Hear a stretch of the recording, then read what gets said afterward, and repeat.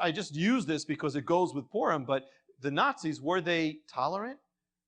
They were tolerant of evil. And they let in a little bitterness, and then more hatred, and then more rage, and then Germany started letting in more and more and more until it turned out to wipe out all these people. Intolerant of evil. You might be falling into a self-pity thing. It starts a little thing like, oh, they should have called me. How come they said that remark to me? He said that, that wasn't nice. Why don't I get recognized? Why don't people lift me up? Is it other people? Starts out as a little thing and ends up just tearing apart your walk. You give it room, it'll become a Haman. Envy. Ever envious of someone? Someone's prospering and you say, oh, how come I'm not? That's not godly, and you got to deal with it.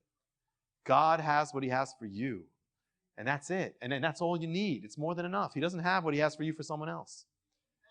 Little condemnation becomes an Haman. There might be a relationship that you have that is not of the Lord. It is not of the Lord, and you're maintaining it, and God is saying no, because if you let that thing go, it's going to pull you away. It's not my best, and if it's not my best, it's going to pull you away. You say, well, it's not so bad. That's not enough. If it is something that is not God's will, if you keep going, it's going to pull you away. Things can be good in themselves, and yet, if they're not God's best will, they will pull you away and become evil. That thing you're dwelling on. It starts out as a thought, the Agag thought. Cut them off when it starts.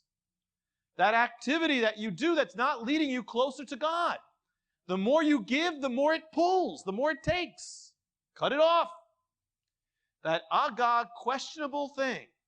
That thing you say, well, it's questionable. It's already, if it's questionable, it's already vying for the title of Agag. If it's questionable, you can rationalize it. If it's questionable, Saul said, hey, just a little bit, it's not so bad. Not so bad.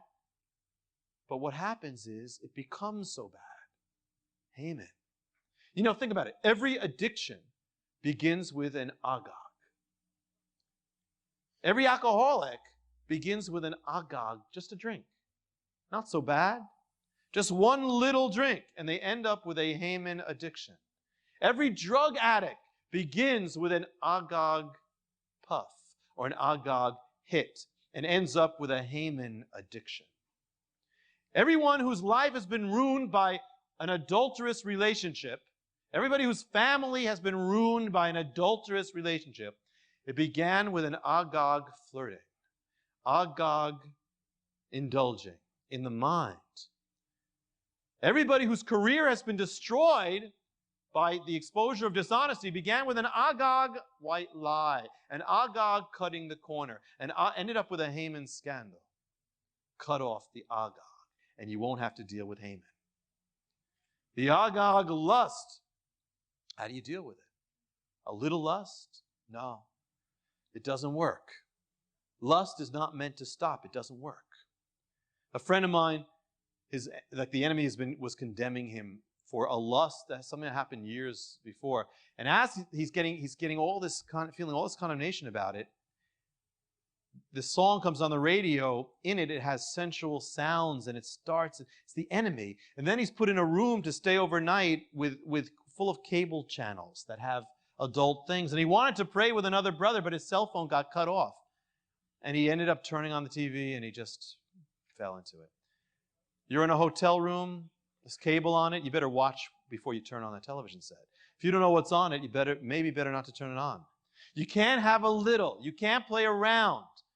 Lust is an Agag. The most godly person is going to have a hard time dealing with lust when it's grown to the size of Haman. But the least spiritual believer can deal with it when it's an Agag. When it first appears, that's how you deal with it. To find out how you can receive more of Jonathan's teachings, to receive special free gifts, or get in touch, go to hopeoftheworld.org or call toll-free 1-800-YESHUA-1. That's hopeoftheworld.org or call 1-800-YESHUA-1. That's 1-800-937-4821.